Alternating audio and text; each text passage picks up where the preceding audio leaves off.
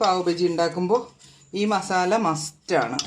Hi നമസ്കാരം, welcome to my channel. ഞാൻ ഇന്ന് ഉണ്ടാക്കാൻ പോകുന്നത് ആമിക്കും അയനിക്കും ഒരുപാട് ഇഷ്ടമുള്ള പാവ് ബജി മസാലയുടെ മസാല ഉണ്ടാക്കുകയാണ്.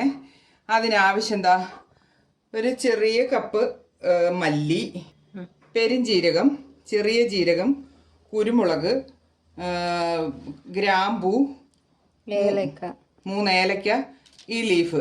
ഇത് ഇത്രയും ഡ്രൈ ആയിട്ട് ഫ്രൈ ചെയ്യണം. പിന്നെ ഇതിന് പൊടി ഐറ്റംസ് ഉണ്ട്, അത് നമുക്ക് പിന്നെ കാണാം. ഓക്കെ, ആദ്യം മല്ലി ഇടാം,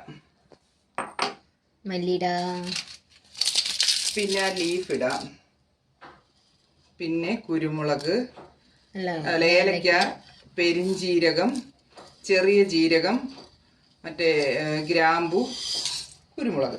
എല്ലാവർക്കും അളവ് മനസ്സിലാക്കാൻ വേണ്ടിയിട്ടാണ് ഞാൻ. ഇനി തീ കുറച്ചിട്ട് നമ്മളിങ്ങനെ ഫ്രൈ ചെയ്യണം.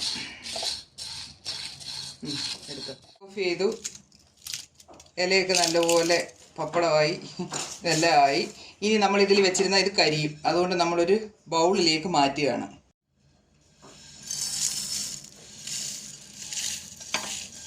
ബൗളിൽ തന്നെ വെച്ചിരുന്നാൽ ഇതങ്ങ് കരിഞ്ഞു പോകും. ഇപ്പോൾ ബൗളിലേക്ക് മാറ്റി. ഇനി ഈ ചൂടിലേക്ക് നമ്മൾ കുറച്ച് പാനിൽ തന്നെ വെച്ചാൽ കരിഞ്ഞു പോകും. പാനിൽ തന്നെ വെച്ചിരുന്നാൽ അതും കരിഞ്ഞു പോകും. അതുകൊണ്ട് നമ്മൾ ഈ ചൂടിൽ തന്നെ വെച്ചിട്ട് ചെയ്യേണ്ട ചെറിയ പൊടി ഐറ്റംസ് ഉണ്ട്. അതിലൊന്നാമത് ചേർക്കേണ്ടത് കറുവപ്പട്ടയാണ്. അതിൻ്റെ കയ്യിൽ പൗഡർ ആയതുകൊണ്ട് എന്താ പൗഡർ ചേർക്കുകയാണ്. 1 സ്പൂൺ ഉണ്ട്. 1 സ്പൂൺ മഞ്ഞൾപ്പൊടി,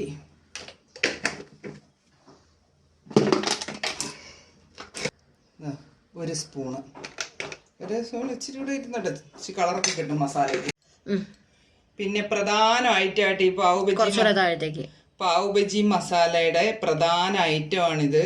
മാംഗോ പൗഡർ, നമ്മുടെ മാങ്ങാപ്പൊടി, അത് 1 സ്പൂണ് വേണം.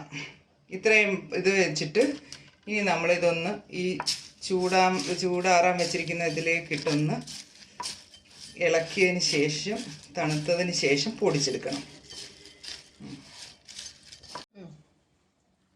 നമ്മൾ വറുത്ത ഡ്രൈ ഐറ്റംസ് എല്ലാം തണുത്തു. ഇനി അത് പൊടിച്ച് കാണിക്കാം.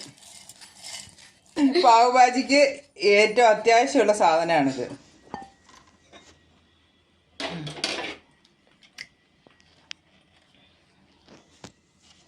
ഒരു ബൗളിലേക്ക് മാറ്റി ഇനി ഇത് നല്ലപോലെ ഒന്നുകൂടെ ഒന്ന് തണുക്കുമ്പോൾ ഒരു കുപ്പിയിൽ അടച്ച് സൂക്ഷിക്കും.